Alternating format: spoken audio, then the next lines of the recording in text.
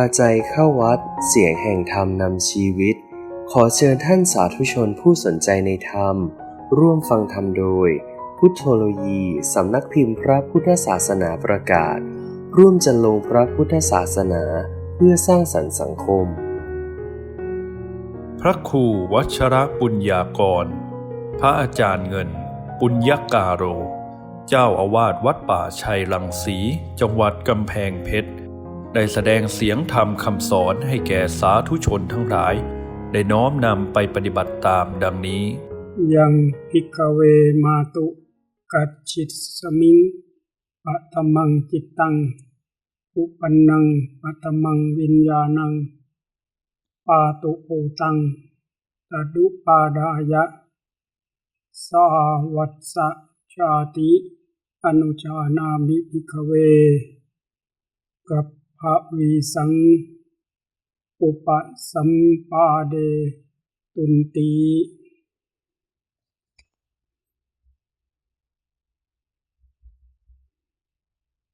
ภิกษุทั้งหลายจิตดวงแรกใดเกิดแล้วในครรภ์มารดาวิญญาณดวงแรกปรากฏแล้วอาศัยจิตดวงแรก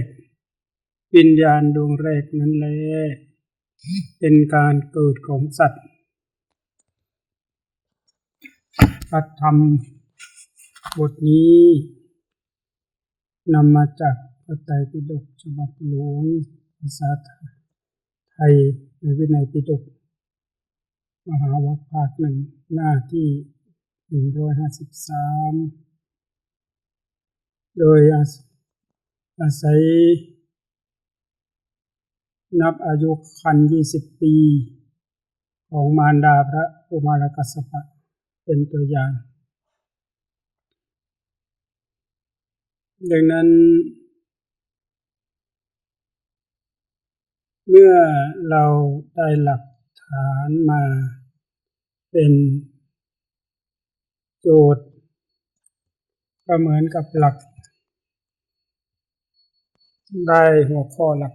ธรรมมาวินิจฉัยมาช่วยกันวิเคราะห์ว่า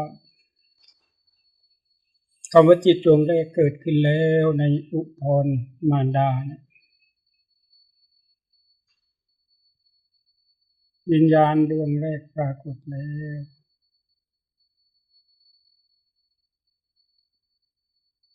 ท่านกล่าวไว้ว่าจิตดวงแรกเกิดขึ้นในอุทรมารดาแล้วคำว่าวิญญาณดวงแรกปรากฏวิญญาณดวงแรกปรากฏ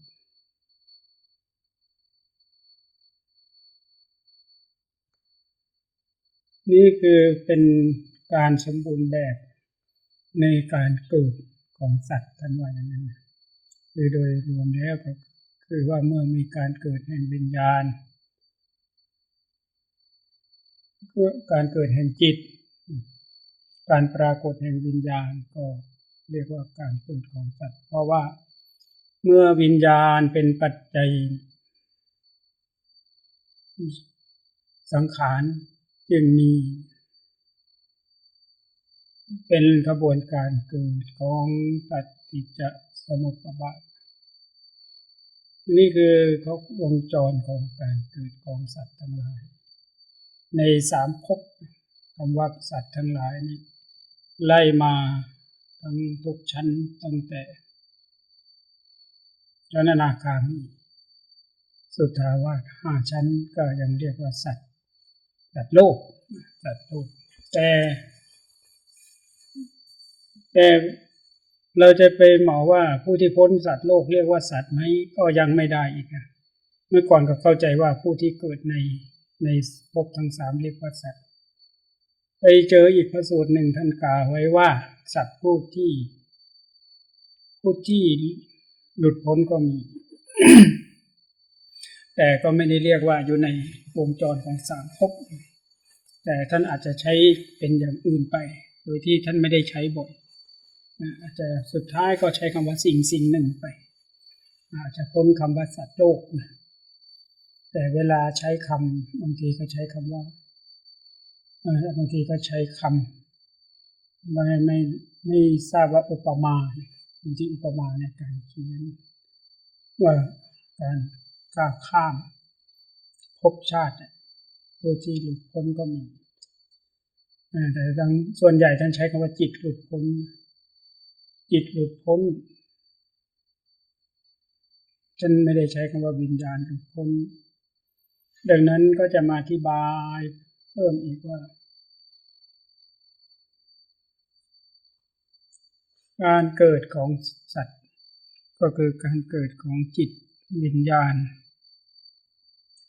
จิตเกิดขึ้นแล้วในอุทธรมารดาวิญญาณดวงแรกปรากฏแล้วอาศัยจิตดวงแรกและวิญญาณดวงแรกนี่คือการเกิดของสัตว์ดังนั้นสัตว์โลกที่เกิดมาจะมีอวิชชาดังนั้นการเกิดของสัตว์จะมีสังขารคือขันธ์ห้าก็ต้องทำงานสังขารทำงานที่ปรุงแต่งเป็นบุญเป็นบาปเป็นกลางๆสังขารปัจจัยอวิชชาเป็นปัจจัยเกิดสังขารสังขารปัจจัยเกิดวิญญาณจึงวิญญาณจึงมีท่านใช้คำว่าวิญญาณจึงมีอวิชชาปัจจัยสังขารจึงมีสังขารปัจจัยวิญญาณจึงมีวิญญาณปัจจัยนามรูปจึงมีนามรูปเป็นปัจจัยสลายตนะจึงมีสลายตนะเป็นปัจจัยปัสสะจึงมีปัสสะเป็นปัจจัยเวทนาจึงมีเวทนาปัจจัยตัณหาจึงมีตัณหาเป็นปัจจัยอุปาทานจึงมีอุปาทานเป็นปัจจัยความทุกข์จึงมีความทุกข์นั่นแหละทำให้เกิดชาติชรามรณะโสกปริเทวะทุกขโทมนัสจึงมีพร้อมทันว่าอย่างนี้ดังนั้นถ้าหากว่าอธิบายในลักษณะการเกิดของกระบวนการปฏิจจสมุปบาทคือการเกิดของจิตคือจิตเขาอาศัยนี่แหละอาศัยกระบวนการเกิดของสังขารทั้งหลายสังขารทั้งหลายในปฏิจจสมุปบาทเนี่ยวิญญาณนามรูปสัญญาผัสสะเวทนาเหล่านี้จริงๆมันก็คือสังขารเป็นสังขารเป็นสังขารธรรมเป็นนามเป็นรูปก็เรียกสังขารฉะนั้นในสังสารวัฏทั้งภพทุกภพก็เรียกว่ามีปัจจัยปรุงแต่งทั้งนั้นก็เรียกว่าสังขารทั้งนั้นสังขารนี่แหละคือที่ตั้งอยู่ที่เกิดแห่งจิตเป็นที่ตั้งแห่งภพชาติของจิตแต่ที่เราที่ท่านแยกไว้ว่าอวิชชาปัจจัยสังขารจึงมีอันนี้สังขารในที่นี้เป็นสังขารที่ปรุงเป็นกุศลอกุศลเป็นบาปเป็นบุญเป็นกลางๆแต่ไม่ใช่ว่านามรูปวิญญาณนามรูปสัญญาผัสสะพวกนี้ไม่ใช่สังขารก็ไม่ใช่นะก็ล้วนเป็นสังขารทั้งหมดเป็นสังขารที่เป็นปรมัตถ์เป็นนามเป็นรูปไม่ได้เป็นบัญญัติเนี่ยก็เรียกว่าสังขารทั้งนั้นยกตัวอย่างอารมณ์ปรุงแต่งเป็นบุญเป็นบาปเหล่านี้เป็นอารมณ์ความปรุงแต่งความคิดความปรุงความแต่งของเราจะเป็นบุญเป็นบาปก็ดีปรุงจะไปทำความดีต่างๆก็เป็นบุญหรือปรุงไปเรื่อยเปื่อยไม่ได้มีกุศลก็เป็นกลางๆปรุงเป็นโมหะเป็นเพลิดเพลินไปถ้าปรุงเป็นอกุศลก็ปรุงในเรื่องจิตที่เป็นอกุศลขุ่นมัวเศร้าหมองก็เป็นอกุศลไปมันเป็นอารมณ์วิญญาณจึงมีเพราะฉะนั้นวิญญาณในปฏิจจสมุปบาทคือวิญญาณในขันธ์ห้า วิญญาณตัวนี้มันก็อาศัยสังขารเกิดพอสังขารเกิดสังขารใดๆก็ตามนั้นจะเป็นรูปขันธ์เวทนาขันธ์สัญญาขันธ์สังขารขันธ์วิญญาณขันธ์สังขารขันธ์วิญญาณก็ร่วมอาศัยเขาเกิดวิญญาณร่วมอาศัยสังขารทั้งสี่เกิดนั่นแหละมันจึงเกิดร่วมกันสังขารเกิดวิญญาณก็ย่อมเกิดวิญญาณเกิดสังขารก็เกิดอีกนะไม่ใช่ว่าตัวไหนเกิดก่อนตัวไหนเกิดก่อนสองตัวเนี่ยคือถ้าว่าในครรภ์มารดาเนี่ยตัวธาตุของบิดาธาตุมารดาเขาเรียกว่าธาตุน้ำแห่งครรภ์มารดาที่มีฤดูเขาเรียกว่ารังไข่ธาตุน้ำเป็นของบิดาเมื่อผสมพันธุ์กันเมื่อผสมกันอยู่มันเกิดตัวกาลาละท่านว่าอย่างนั้นนะตัวมันเหมือนกับเป็นจุดเป็นดวงหนึ่งเหมือนกับน้ำมันเราน้ำมันงาเป็นจุดการเกิดของสัตว์เล็กที่สุดก็คือสลัดจุ่มแล้วสลัดไป7 ครั้งที่7นั่นแหละคือร่างกายของคนเราในการเกิดเราค่อยเจริญเติบโตมามีปุ่มมีปมแขนขาขึ้นมาแต่ว่าก็มีแรกก็จะมีหางเป็นลูกออดก็ค่อยไล่ไปในพระไตรปิฎกก็กล่าวไว้สัปดาห์ที่1ที่2ที่3ไปทีนี้พวกนายแพทย์ทั้งหลายก็อัศจรรย์ว่าพระพุทธเจ้าทราบได้ยังไงว่าในครรภ์มารดารู้ได้ละเอียดถึงกับว่าสัปดาห์แรกเป็นลักษณะยังไงจนถึงสัปดาห์สุดท้ายนะอันนี้คือความอัศจรรย์ของพระพุทธเจ้าสมัยนั้นก็ไม่มีเครื่องเอ็กซเรย์เอ็กซเรย์ก็ยังถ้าเปรียบเทียบกับพลังจิตของผู้มีอภิญญายิ่งเป็นผู้อภิญญาสายบริสุทธิ์ด้วยสายพระอรหันต์ด้วยก็ยังเปรียบกันไม่ได้ดังนั้นการเกิดของจิตก็อาศัยสังขารเกิดดังนั้นรวมแล้วก็คือขันธ์5เกิดการเกิดของขันธ์5นั่นเองการเกิดของปฏิจจสมุปบาทก็คือการเกิดของขันธ์5อันเดียวกันการเกิดของขันธ์5ก็คือการเกิดของปฏิจจสมุปบาทอันเดียวกันคงจะแยกกันไม่ได้เพราะว่าคนเราเนี่ยบางหมวดท่านก็อธิบายเรื่องขันธ์5อย่างเช่นพระธรรมจักรท่านอธิบายเรื่องขันธ์5อยู่ที่ว่าอินทรีย์ของบุคคลใดพระพุทธเจ้าจะอธิบายบางแห่งท่านก็อธิบายอายตนะภายในภายนอกก็ธรรมะทั้งหลายที่พระองค์ทรงอธิบายพระอานนท์ก็เรียบเรียงไว้บันทึกไว้เป็นความจำสุดท้ายก็นำมาเผยแผ่จึงเรียกพระสูตรนั้นพระสูตรนี้เป็นมาเหตุใดจึงต้องอธิบายที่แตกต่างกันไปเพราะว่าอุปมาคนที่ป่วยมีความแตกต่างกันในระหว่างโรคปวดฟันปวดหัวเป็นโรคนิ่วโรคไตโรคตับแล้วแต่อาการดังนั้นการรักษาท่านก็จะรักษาที่ต่างกันอุปมาดังเช่นคนที่ป่วยในโรคต่างๆธรรมะที่อธิบายก็จะต่างกันไปแต่สุดท้ายก็จะหายเหมือนกันก็คือ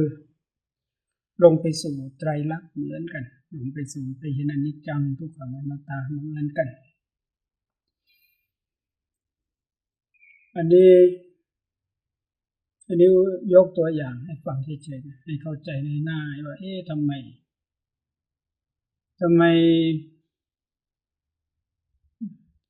แต่ละพระสูตรจึงอธิบายแตกต่างกันไปบางคนก็ไม่เข้าใจคำว่าธรรมะ84,000 พระธรรมขันธ์นี้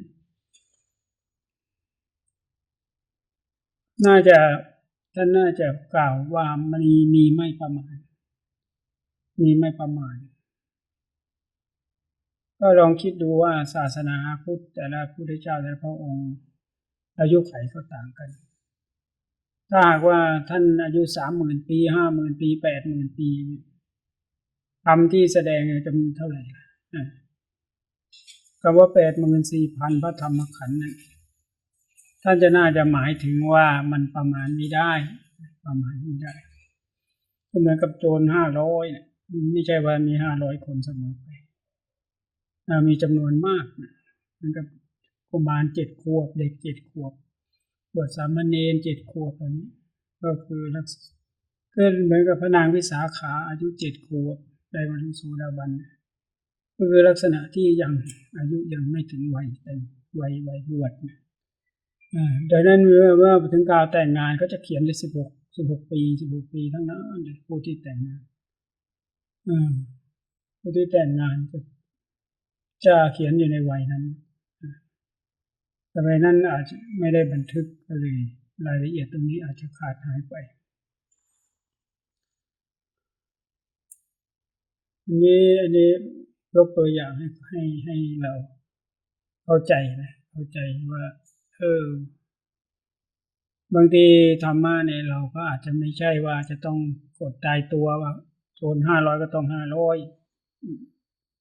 เราก็จะไม่ต้องไปฟิกขนาดนั้นถ้าฟิกขนาดนั้นเวลาเราจะแสดงธรรมเราจะมาท่องให้กับผู้ฟังฟังทำไมจะทำทุกปัจจุบันฟังแล้วไม่บรรลุธรรมอรหันต์เราท่องตามพระพุทธเจ้าแท้ๆก็อินทรีย์ผู้ฟังยังไม่พออินทรีย์ผู้ให้ก็ยังไม่พอไม่เพียงพอสำหรับผู้ที่จะบรรลุธรรมและเราก็ไม่ใช่เป็นผู้ชำนาญในการรักษาโรคเช่นพระพุทธองค์ก็ชำนาญว่าโรคนี้ควรให้ยาตัวนี้ชนิดนี้แล้วก็หายบางทีเราก็ให้แบบสุ่มๆไปเสี่ยงๆไปยาควรจะให้ชนิดเดียวสมมติเราให้ไป5 ชนิด 6 ชนิดไปเรื่อยๆแต่ว่าผู้ที่มีวาสนาในการให้ท่านก็จะมีหลักในการให้ว่าบุคคลคนนี้ควรให้ทำอะไรก็เขาเรียกว่าผู้มีวาสนาในปฏิปทาในฝ่ายปฏิสัมภิทาญาณท่านก็จะรู้จักว่าวาสนาคนนี้อินทรีย์ยังต้องบ่มเพาะไปยังต้องให้เวลาดังนั้นจะเป็นคนยุคพุทธกาลก็ดียุคปัจจุบันก็ดีสิ่งที่เหมือนกันก็คือมีขันธ์ 5เหมือนกันมีจิตดวงเดียวท่องเที่ยวไปเหมือนกันทุกอย่างกิเลสก็จะมากมายขนาดไหนกิเลสขันธ์ 5ตัณหา108ก็ตามรวมลงที่โลภะโทสะโมหะเหมือนกันดังนั้นหลักธรรมที่พระพุทธเจ้าทรงสอนสั่งตั้งแต่อดีตสมัยโบราณกาล 2,000 กว่าปีที่ทำให้คนเราบรรลุมรรคผลนิพพานก็ดีแต่ถึงหลักปัจจุบันเนี่ยก็คือใช้หลักเดียวกันนี่เพียงแต่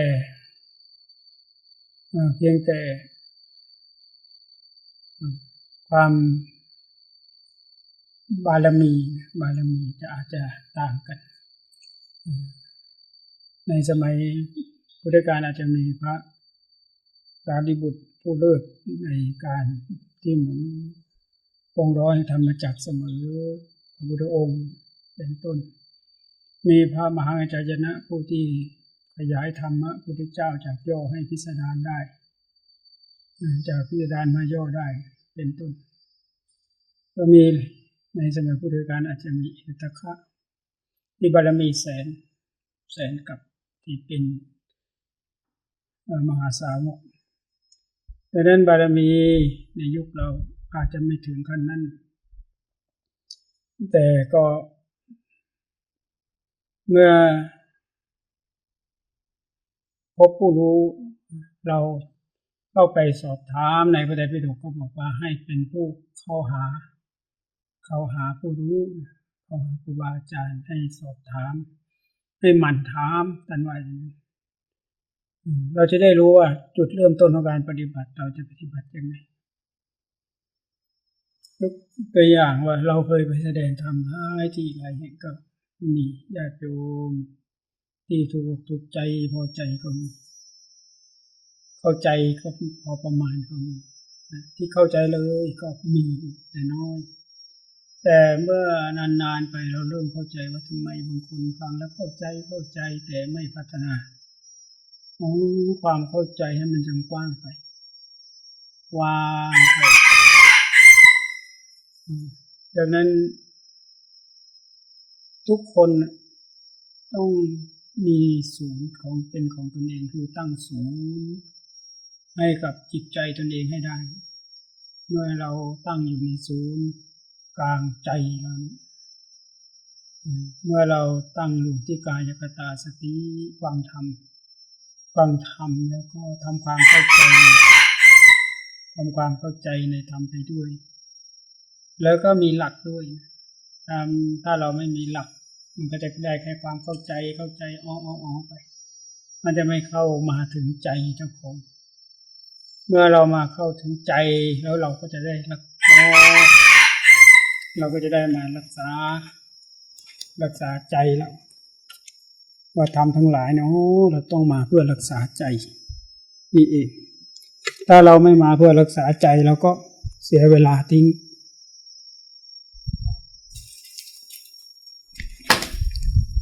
เราก็จะไม่ได้ประโยชน์เท่าที่ควรก็ได้แค่เข้าใจเมื่อเรามาได้หลักแล้วหลักของใจแล้วการปฏิบัติเราก็จะรู้ว่าการปฏิบัติในเพื่อรักษาใจนี่เองถ้าเราไม่รู้ใจตนเองไม่เข้าใจใจตนเองเราจะปฏิบัติเพื่ออะไรแค่ความรู้ความเข้าใจมันเป็นแค่สังขารแต่การปฏิบัติจริงๆเนี่ยเพื่อขัดเกลาจิตเดิมแท้ที่ท่านบอกว่าจิตเดิมประพัดสอนอาศัยกิเลสจรมาเป็นครั้งคราวจิตนั้นจึงมัวหมองแสดงว่าจิตเดิมนี่ประพัดสอนเนี่ยมันจะมีความสะอาดของมันอยู่นะตัวจิตมันมีอยู่ในระดับหนึ่งที่ยังไม่มีความคิดไม่มีความเห็นตัวนั้นก็ยังไม่มีกิเลสมาทำงานแต่ตัวที่ทำงานอยู่คือความหล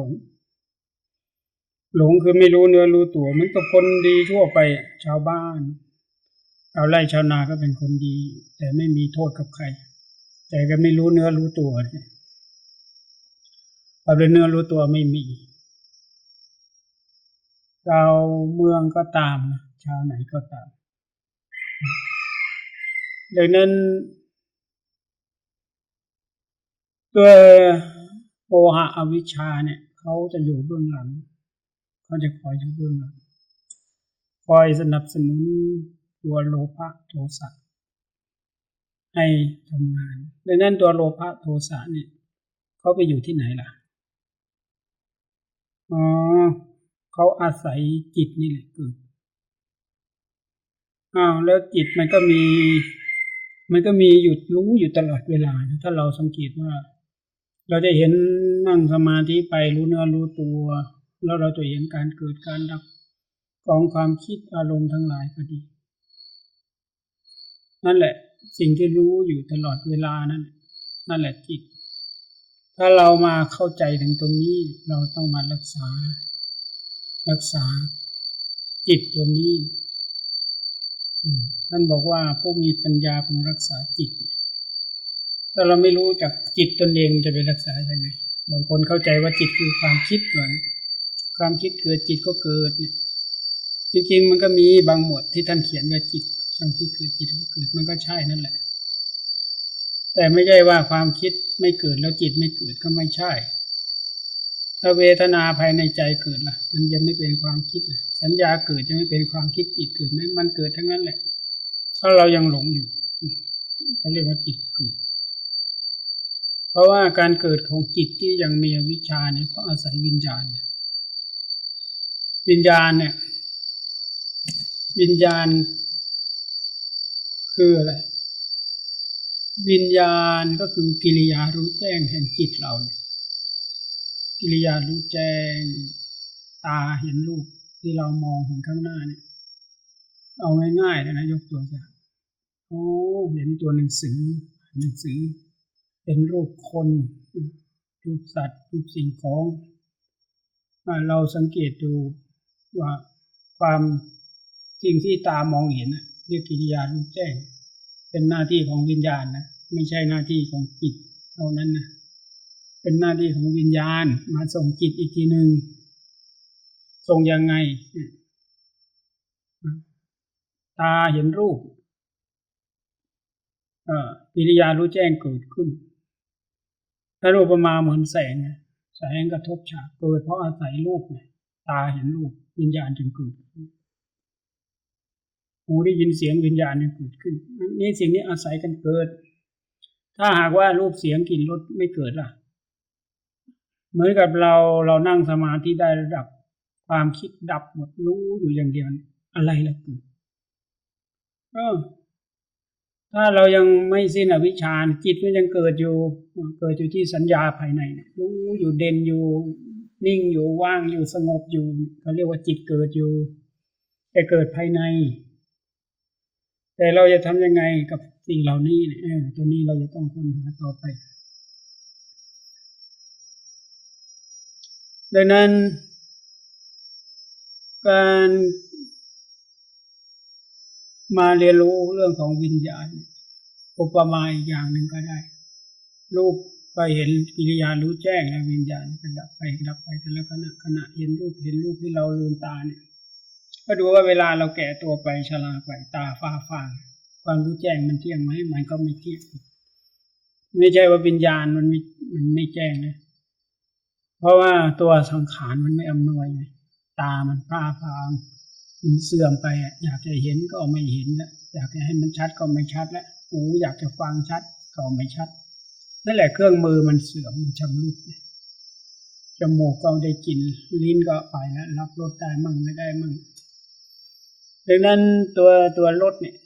รสเปรี้ยวรสฝาดรสหวานรสเค็มพวกนี้วิญญาณรับรู้วิญญาณรู้ฝาดรู้หวานรู้เค็มแต่ว่าตัวจิตมันแค่รู้เฉยๆนะตัวฝาดรู้เค็มพวกนี้มันเป็นหน้าที่ของวิญญาณก็เหมือนกับรู้กายรู้หนาวรู้ร้อนเนี่ยหน้าที่ของวิญญาณ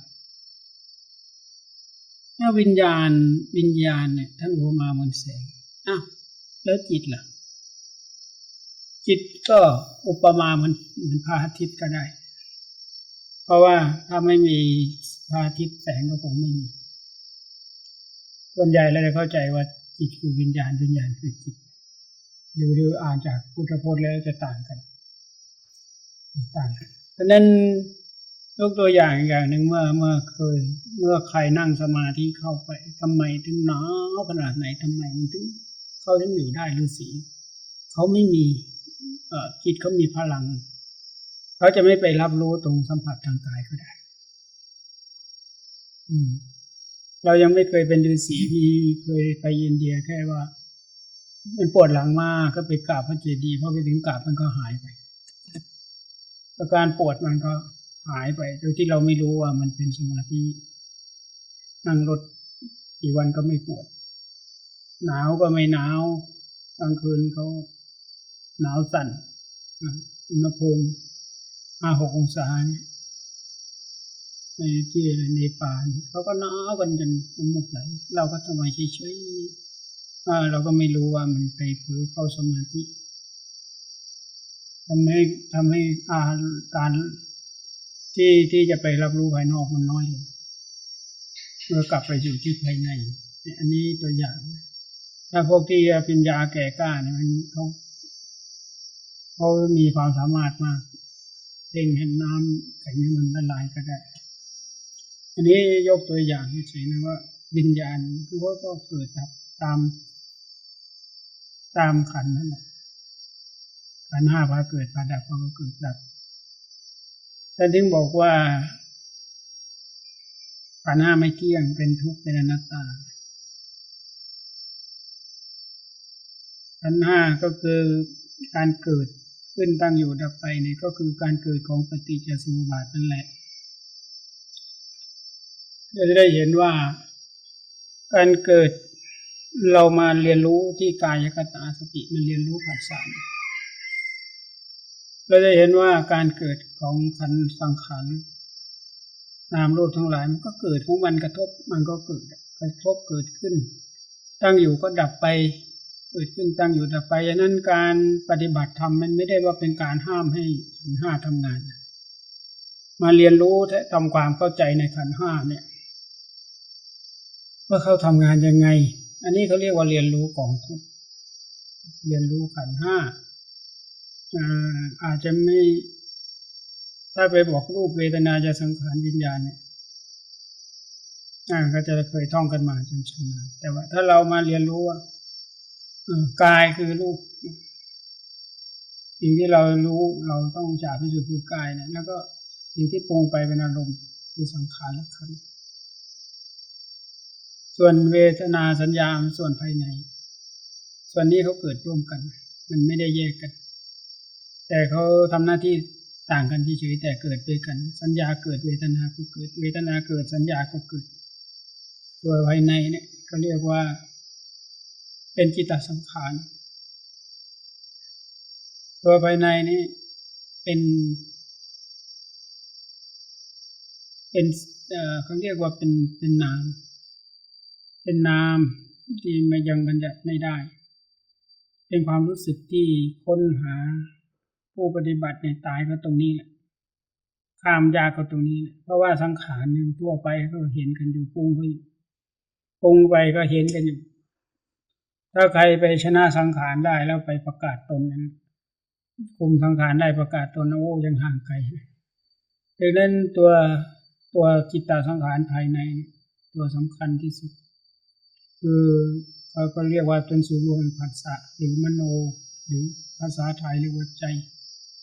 มโนบุพังขมาธรรมามโนเสตุมโนมายาเนี่ยทำทั้งหลายมีใจเป็นใหญ่มีใจเป็นประธานทุกอย่างก็มีที่ใจฉะนั้นถ้าใจเราขุ่นมัวจิตอยู่กับใจเนี่ยก็พาคิดไปเรื่องขุ่นมัวถ้าจิตเศร้าหมองความคิดก็เศร้าหมองไปมันก็ปรุงออกไปเป็นสังขารดังนั้น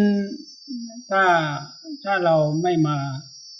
ทำความเข้าใจกับสิ่งเหล่านี้ด้วยหลักปฏิบัติเราจะมองไม่เห็นเราท่องจำไม่ได้ดังนั้นการที่จะมาเรียนรู้หลักปฏิจจสมุปบาทหรือหลักการเกิดของขันธ์ห้าเราก็ต้องมามีหลักปฏิบัติเข้ามาสู่หลักปฏิบัติคือกายเวทนาจิตธรรมฐานกายต้องมั่นคงก่อนมั่นคงการนั่งสมาธิฝึกนั่งฝึกนอนฝึกเดินจงกรมฝึกในอิริยาบถยืนสมาธิก็ตามฝึกในอิริยาบถจนเราทำชำนิชำนาญแล้วก็เราก็มาใช้กับชีวิตประจำวันเป็นกายในกายอยู่เนืองๆเจนาดินน้ำลมไฟในกายก็ดีผมเล็ดฟันหนังตับไตม้ามปอดอะไรอาการ32อยู่ในกายก็ดีพิจารณาอยู่ตรงนี้ก็เรียกว่าเห็นกายเรียนรู้กายไปดังนั้นการรู้กายเนี่ยถ้าเราไม่เรียนรู้เรื่องจิตเราก็ไม่สามารถจะเข้าใจสังขารข้างนอกได้ดังนั้นกายเป็นธาตุสี่จิตเป็นแค่ธาตุรู้เนี่ยเราจะต้องรู้สองอย่างก่อนมันอยู่ด้วยกันเราจะเรียนรู้ผัสสะง่ายขึ้นว่ามีกายกับจิตแล้วก็ย่อมมีการกระทบแห่งผัสสะทั้งหลายเขาเรียกว่าวิญญาณทำรู้ตัวรู้กายเนี่ยก็วิญญาณคือรู้ร้อนรู้อ่อนรู้แข็งรู้การกระทบแห่งร่างกายการเดินกระทบเท้ากระทบพื้นนั่งกระทบพื้น การจิบของวางของจับมือเราเนี่ยอาบน้ำเราเนี่ยคือกาย เพราะฉะนั้นตัวฝึกกายก็ตามที่ให้แข็งแกร่งเนี่ยเราจะสามารถเรียนรู้สังขารรู้อารมณ์ได้อีกสเต็ปหนึ่งว่าพอเราหยุดที่กายปุ๊บที่จิตปุ๊บมันจะเห็นอารมณ์ที่ปรุงออกไปอารมณ์นั้นเรียกว่าสังขารขันธ์การรับรู้อารมณ์เนี่ยเราจำเป็นไม่ต้องปรุงออกไปรู้กับมันไม่จำเป็นจิตเราเป็นเหมือนอุปมาเป็นพระราชานะเราทำหน้าที่พระราชาพอเราไม่ต้องไปวิ่งราชการให้มันเหนื่อยไปซอกนู้นมุมนี้ประตู4ประตู6ทิศแล้วก็วิ่ง5ทิศแล้วก็ไปหมดทั้ง5ทิศท้องพระโรงข้างล่างนี่อำมาตย์อยู่ข้างล่างเนี่ยเป็นศูนย์รวมแห่งทิศทั้ง5รวมลงมาที่ใจเนี่ยตาหูจมูกลิ้นกายรวมที่ใจเราก็ไปนั่งอยู่ข้างบนบัลลังก์เราก็ดูใจนะดูใจที่กระทบมานี่แหละเขาเรียกว่าตัวใจเนี่ยก็คือตัวมโนตัวจิตตสังขารเป็นศูนย์รวมแห่งภาษาทั้งหลายใจสุขใจที่สุขจิตที่รู้ว่าใจสุขเราจะทำยังไงเราจะไม่อินตามท่านบอกว่าเมื่อเราตั้งมั่นอยู่ในใจแล้วเนี่ยให้ถอนความออกมาถอนจากความตั้งมั่นออกมาแค่รู้ตัวสุขมันไม่ใช่จิตนะตัวสุขเป็นเวทนานะตัวสุขเป็นเวทนาเราต้องเข้าใจตัวสุขตัวกลางๆเป็นเวทนาตัวทุกข์ก็เป็นเวทนาดังนั้นถ้าเราจับอยู่ที่จิตจริงๆจิตมันมีแค่รู้เวทนาก็ทำงานถ้าเราไม่แยกไม่ได้แล้วก็เห็นว่าสุขมันก็เที่ยงเวลานั่งสมาธิเข้าฌานสังขารไม่เที่ยงก็จริงอยู่เราเห็นแต่เราความรู้สึกภายในเนี่ยเที่ยงตัวนี้ละยากต้องเข้าใจแต่ก็เป็นหน้าที่ของผู้ปฏิบัติที่จะต้องพิสูจน์ตนเองว่าเราจะเห็นความไม่เที่ยงได้อย่างไรถ้าเรายังเป็นใจอยู่และยังเป็นสุขดังนั้นการที่เราอยู่กับใจที่เป็นเที่ยงเนี่ย หมายถึงว่ามันรับรู้หนึ่งขณะตลอดนั่นแหละแต่เราก็เข้าใจว่ามันเที่ยง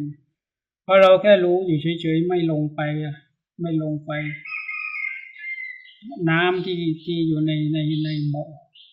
เราก็ไม่ต้องกระโดดลงไปตักเราแค่หย่อนเชือกลงไปตักขึ้นมาเหมือนกับใจเวทนาใจเนี่ยเราแค่รู้เมื่อก่อนนี้เราลงไปเหมือนกับเราเติมเชื้อไปหนึ่งชิ้นขนาดไฟมันจะดับมันก็ไม่ดับสักทีพอเราไม่ลงไปเราแค่ดูแค่รู้แค่เห็นคือตัวสมาธิสติปัญญาจิตทำงานไปสมาธิก็ตั้งมั่นสติก็ระลึกได้แข็งแกร่งปัญญาก็สอดส่องจิตก็รู้ก็ทำงานอยู่แค่นี้ไม่ต้องไปเป็นไปเป็นกับอะไรทั้งนั้นหน้าที่จิตก็แค่รู้ไปหน้าที่สังขารก็ทำงานไปหน้าที่ร่างกายก็หายใจไปนี่แหละเรามาทำความเข้าใจกับกฎธรรมชาติของขันธ์ทั้ง5ว่าทำงานยังไงพอเรามาเข้าใจขันธ์5เขาเรียกว่าสังขารภายนอกเรียกว่าจิตสังขารสังขารภายในเรียกว่าจิตตสังขารตัวนี้ถึงจะละกันยากแต่ให้เราทำความรู้สึกว่าแม้สุขก็รู้ว่าสุขพอใจก็รู้ว่าพอใจให้กำหนดรู้ตามสุดเมื่อไม่พอใจก็ให้รู้ว่าไม่พอใจกำหนดรู้เนี่ยเป็นปัญญาถ้าตัดปฏิเสธก็เป็นการตัดทิ้งไปการข่มถ้ามันหนักเกินไปก็ข่มเนี่ยกำลังของสมถะมันจะข่มแต่ว่าผู้ที่ติดสมาธิมานานข่มมาทั้งปีทั้งชาติเท่าที่เคยไปแก้กันบอกว่าการข่มมันไม่ได้ถือว่ามันผิดมหันต์นะแต่ถ้าข่มอยู่ตลอดชีวิตมันก็เปิดจิตไม่ได้เมื่อจิตที่ไม่เปิดออกมาก็เหมือนกับโดนกดทับด้วยฝาหม้อจิตก็อยู่กับความมืดต่อไปเมื่อเราเปิดจิตออกมาจิตมันก็หงายออกมาคลายออกมาความอิสระมันจะเกิดขึ้นมันก็จะเป็นหน้าที่ของจิต ไม่ต้องมีเรามันก็ไม่ตายมันมีอิสระได้ซ้ำไปมันก็แค่รู้เมื่อก่อนนี้พอรู้ว่าเรารู้พอสุขก็ว่าเราสุขเพราะว่าจิตมันเป็นตัวเราแล้วเราก็ไปเสวยเวทนาสุขก็ว่าเราสุขเห็นไหมพอคนที่ทำให้เราทุกข์ก็ว่าทุกภาพมโนภาพคนโน้นคนนี้มาตั้งอยู่ต่อหน้าเราอยู่ในใจเราด้วยถ้าอย่างนั้นใจเรามันยังเป็นใจเราอยู่มันก็ต้องทุกข์บ้างสุขบ้างทำยังไงจะให้ใจมันผ่านโดยที่ไม่ต้องขังทุกข์ไว้ในใจถ้าเราเชื่อพระพุทธเจ้าจริงๆเชื่อพระองค์จริงๆว่าสังขารมันไม่เที่ยงเป็นกองทุกข์เป็นอนัตตาจะเป็นรูปของขันธ์เวทนาขันธ์สัญญาขันธ์สังขารขันธ์วิญญาณขันธ์ถ้าเราเชื่อจริงๆน้อมในใจจริงๆเราก็ปล่อยให้มันเป็นอนัตตาไปเราให้มองเป็นทุกขังไปทุกขังคือไม่เที่ยงเป็นอนัตตาแต่ถ้าเราเชื่อแต่ปากใจเรายังไม่ยอมรับทั้งหมดมันก็ยังขังทุกข์ไว้อยู่เพราะว่าเรายังตีทุกขังไม่แตกทุกข์มันก็ขังอยู่ในใจเราเนี่ยใครเป็นผู้ขังเราแหละเป็นผู้ขังเพราะว่าอะไรเพราะว่าเรายังมองไม่ชัดตัวชัดภายในเนี่ยผู้ที่จะทำลายได้ต้องระดับอนาคามีขึ้นไปตัวละเอียดอนาคามีเข้าใจท่านอยู่ที่สุขอุเบกขาท่านจะนิ่งเฉยแต่ว่าละสัญญายังไม่ได้เท่านั้นเองสัญญาตัวนี้มันไม่มีโทษอะไรหรอกถ้ามันไม่มีตัวเวทนาที่มันรุนแรงเวทนาทุกเวทนาสุขรุนแรงมันก็แค่สัญญาที่นิ่งอุเบกขาสุขอุเบกขาสุขบางๆเบาๆมันก็แค่นั้นแต่สังขารทำอะไรไม่ได้ปรุงดีปรุงชั่วอะไรก็ไม่มีผลตัวสังขารมันก็ไม่มีผลกับจิตมากสำหรับเราเนี่ยเราก็ต้องมาเรียนรู้ที่จะละที่จะทำความเข้าใจกับตัวนี้หน้าที่ละเนี่ยก็ยังบอกไว้ว่าหนึ่งมีหน้าที่ตัดกระแสถ้ามันรุนแรงเกินแล้วก็ตัดทิ้งก่อนแล้วค่อยพิจารณาตามหลังหรือข่มไว้ก่อนข่มไว้ในขณะที่มันรุนแรงกิเลสยังรุนแรงผู้กระทบก็รุนแรงอินทรีย์ไม่พอก็ข่มไว้บ้างถ้ากำลังปัญญาพอมันก็แค่เห็นว่ากระทบมาเห็นว่ามันน่ายินดีก็เห็นก็กระทบมาแล้วก็ตั้งอยู่ก็ดับไปมันก็เรียกว่าภิกษุควรข่มในการที่ควรข่มจิตดังนั้นท่านไม่ข่มตลอดเวลาก็จริงแต่ท่านให้ข่มเป็นบางครั้งถ้าใครข่มตลอดเวลาก็พลาดโอกาสไปการตัดตลอดเวลาก็พลาดนะตัดไม่รู้ไม่เห็นไม่เอาไม่เรียนเท่ากับคนไม่เข้าห้องสอบอะไรมากระทบปัดตัดทิ้งปัดทิ้งคือปัดนี่ก็คือปัดที่จะดูนะถามว่าวิเวลาเขากระทบมามันลงใจไหมมันลงไปแล้วมันก็ดับไปแล้วเมื่อมันดับไปมันก็ไม่มาเกิดใหม่มันไม่ปรุงเรื่องเก่าละแสดงว่าเราไม่ต่อเนื่องมันก็จริงอยู่มันเกือบจะถูกแต่ว่าเราจะไม่เห็นตอนกระทบผัสสะมันน่ายินร้ายเราจะไม่เห็นปัดทิ้งไปดังนั้นตัวนี้คือการพลาดอย่างมหันต์เลยพลาดในการที่จะหลุดสอบในการที่จะกาข้อสอบเราไม่ได้กาจิตเราเลยไม่ผ่านในเวทนาสัญญาเหล่านี้ตัวนี้แหละเราจะทำยังไงก็แค่รู้ที่กายแล้วเราจะอยู่กับรู้ได้ยังไงท่านบอกว่าไม่ไปตั้งความไม่ไปตั้งความกำหนัดไว้ในภายนอกความยินดียินร้ายในภายนอกตัวนี้แหละเมื่อเราไม่ไปตั้งรูปให้ค่ากับสิ่งภายนอกก็จะไม่ตัวกิเลสมันก็ไม่รุนแรงถ้าเราตั้งไว้ล่ะท่านบอกว่าเมื่อตั้งไว้ภายนอกกายเจตตาสติอ่อนจะมีความจงใจนี่แหละก็คือตัวเจตนามันเล่นไปแล้วเมื่อเล่นไปย่อมมีความดำริแหละตัวดำริคือเตรียมที่จะคิดแล้วก็มีความคุ้นคิดสิ่งใดนั่นแหละเป็นอารมณปัจจัยเพื่อความตั้งอยู่แห่งวิญญาณนั่นแหละเป็นการต่อเนื่องแห่งวิญญาณมันก็เกิดกระบวนการปฏิจจสมุปบาทของมันไปอย่างนั้น กองทุกข์มันก็เกิดสมบูรณ์แบบของมันอันนี้ระดับคนตัวไปแต่แล้วอีกระดับหนึ่งที่ท่านบอกว่าภิกษุไม่จงใจไม่ดำริแต่ยังมีความคุ้นคิดสิ่งใดสิ่งนั้นเป็นอารมณปัจจัยเพื่อความตั้งอยู่แห่งวิญญาณเช่นกันไม่จงใจแต่ก็ยังคุ้นคิดก็คืออันนี้ตัวนี้เป็นตัวหลงตัวโมหะดังนั้นถ้าหากว่าเราเป็นผู้ปฏิบัติเราต้องแยกคายไปยังไงท่านบอกว่าภิกษุไม่จงใจเมื่อไม่จงใจก็คือไม่มีเจตนาแหละไม่ไปสร้างเจตนาว่าไปจัดการสิ่งนั้นสิ่งนี้ออกไปภายนอกไม่ดำริในที่จะคิดแล้วก็ไม่ครุ่นคิดถึงสิ่งใดนั้นย่อมไม่เป็นอารมณปัจจัยเพื่อความตั้งอยู่แห่งวิญญาณคือเราไม่ไปให้ค่าให้อาหารของวิญญาณการไม่ให้อาหารของวิญญาณก็คือไม่อาหารของตัวสมุทัยเพราะว่าสมุทัยที่เขาจะพาเกิดโลภะโทสะโมหะเขาก็อาศัยวิญญาณนี่แหละเพราะว่าวิญญาณมันเป็นตัวเชื่อมให้เกิดผัสสะทั้งหลายเชื่อมให้เกิดกระบวนการปฏิจจสมุปบาททั้งหลายดังนั้นตัวถ้าเราจะตัดท่านกล่าวไว้ว่าพระท่านพระพาหิยะท่านพระพาหิยะที่พระพุทธเจ้าที่ไปเดินทางไป120 โยชน์เพื่อมาทำพระพุทธเจ้าแต่พระพุทธเจ้าบิณฑบาตก็รอไม่ไหวพอทราบว่าพระพุทธเจ้าบิณฑบาตไปกราบพระภิกษุเลยตามไปว่าท่านจะไปทางไหนก็ตามไปทางนี้ก็ตามไปจนถึงพระพุทธเจ้าเสด็จบิณฑบาตอยู่ก็ไปดักขวางข้างๆทางกราบ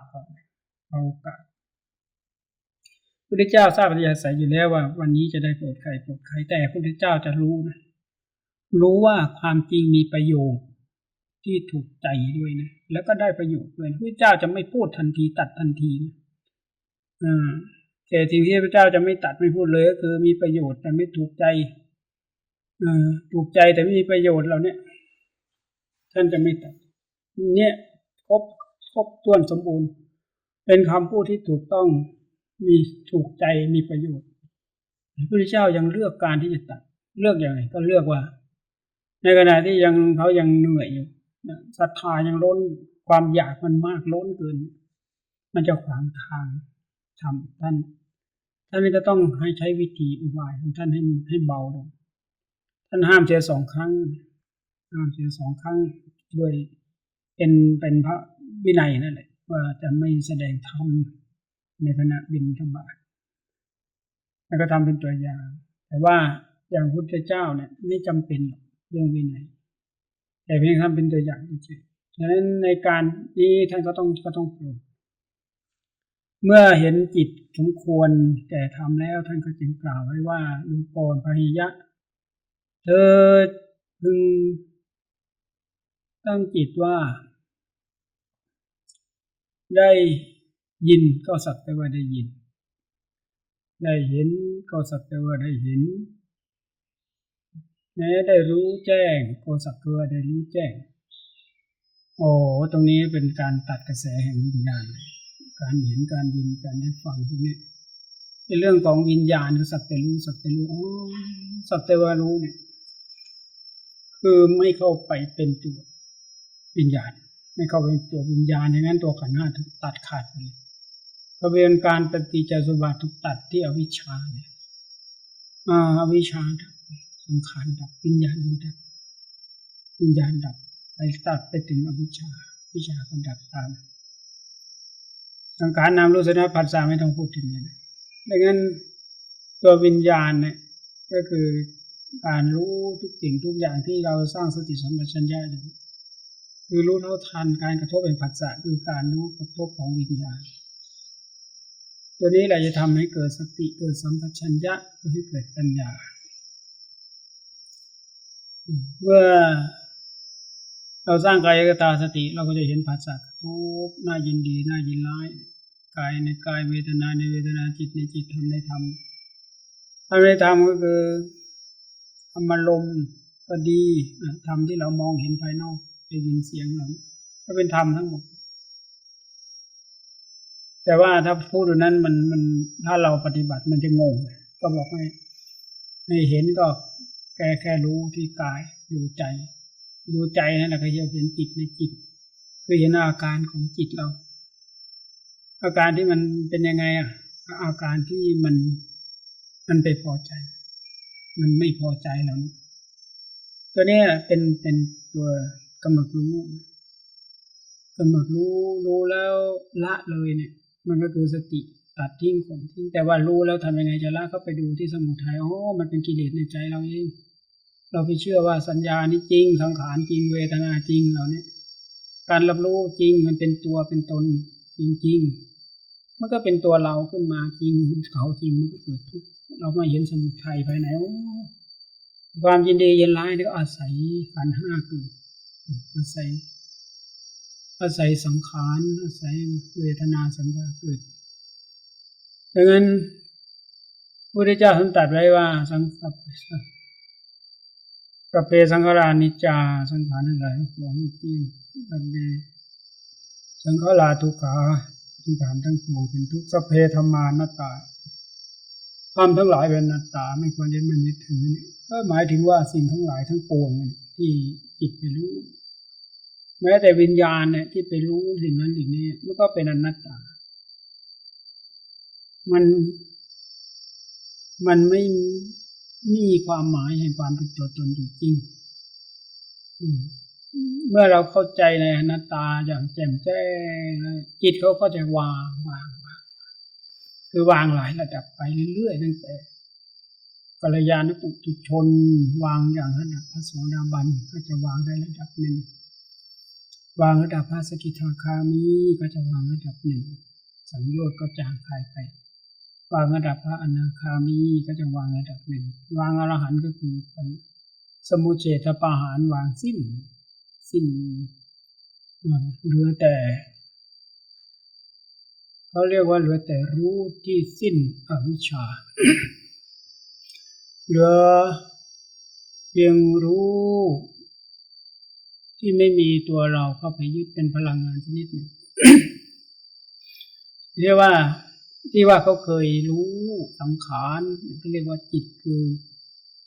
เป็นธรรมชาติที่รับรู้อารมณ์มันก็จะเหลือแต่จิตที่สะอาดรับรู้แต่ไม่รับละทีนี้รู้แต่ไม่รับรับก็หน้าที่ของวิญญาณเขาก็รับไปเขาก็ลงไปโดยจิตที่รู้เป็นการรู้แจ้งที่เกิดจากการขัดเกลาศีลสมาธิปัญญาสมังคีอนันตการเขาก็เนื้อเดียวกันกับจิตเนี่ยทำงานรักษาจิตเองโดยอัตโนมัติทีนี้ก็จะกลายเป็นสิ่งหนึ่งที่ท่านเว้ากล่าวไว้ในพระไตรปิฎกว่าสิ่งหนึ่งบุคคลอันพึงรู้แจ้งมีทางเข้ามาได้โดยรอบก็คือมาด้วยหลักสมถะ40 กองแล้วก็เดินมาสู่สติปัฏฐาน4มาสู่อริยสัจ4เข้ามาทางเดียวกันในเบื้องต้นก็จะต่างกันหมดแล้วก็สุดท้ายก็มารวมกันสายเดียวกันสติปัฏฐาน4ดังนั้นแหละท่านจึงบอกว่าไม่มีสมมุติให้เรียกไม่มีการมาการไปการเกิดการดับไม่มีการท่านบอกว่าไม่มีการอุบัติไม่มีการตายการเกิดทีนี้การตั้งอยู่ของท่านมันไม่ได้มีฐานตั้งอยู่กับโลกนามท่านตั้งอยู่โดยที่ไม่อาศัยรูปและนามตัวนี้ในพระไตรปิฎกกล่าวไว้ชัดเจนมากเพราะว่าจิตเรายังหลงไงคิดว่าไม่มีสังขารก็อยู่ไม่ได้แล้วไม่มีเวทนาไม่มีสุขเราก็ไม่มีเครื่องอยู่แล้วคือถ้าเขาแข็งแกร่งจริงๆเขาไม่จำเป็นต้องอาศัยสังขารสัพพลังเคเหล่านี้หลอกลวงมากี่ชาติจิตเขาจะมีปัญญาดูอีกเขาจะตัวนี้แหละเขาเรียกว่าผู้รู้แจ้ง ผู้รู้แจ้งในสังขารธรรมทั้งหลายอาจจะไม่ถึงรู้แจ้งโลกอย่างพุทธองค์แต่ก็รู้แจ้งอย่างพระสาวกทั้งหลายคือรู้แจ้งในตนเองเมื่อรู้แจ้งในตนเองก็รู้แจ้งในโลกทั้งสามเหมือนกันรู้แจ้งว่ากามภพรูปภพอรูปภพก็คือนามรูปทั้งหลายที่สัตว์โลกทั้งหลายหลงกันนั่นเองนี่แหละเขาเรียกว่าจิตอิสระจิตบริสุทธิ์ซึ่งมีในเฉพาะพระพุทธศาสนาเท่านั้นที่จะสามารถ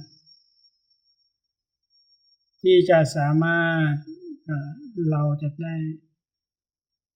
อาศัยหลักธรรมมาแกะเข้าไปเรียกว่าพัฒนาจิตขัดเกลาจิตให้เข้าถึงความสะอาดบริสุทธิ์อย่างแท้จริงซึ่งไม่มีในศาสนาใดแล้วนั้นๆส่วนเราจะได้เจอพุทธศาสนาเป็นโอกาสอันดีของเราที่เราจะไม่ควรพลาดในโอกาสอันเวลาเหลือน้อยนิดนี้ก็ขอให้ตั้งอกตั้งใจเข้าถึงแก่นธรรมเข้าถึงจิตเดิมแท้ให้ได้ทุกท่านทุกคนงั้นวันนี้อาตมาภาพอธิบายธรรมะมาเป็นเวลาพอสมควรขอยุติลงไว้แต่เพียงเท่านี้ขอเจริญธรรมสัพพะทานังธรรมทานังชินาติการให้ธรรมะเป็นทานย่อมชนะการให้ทั้งปวง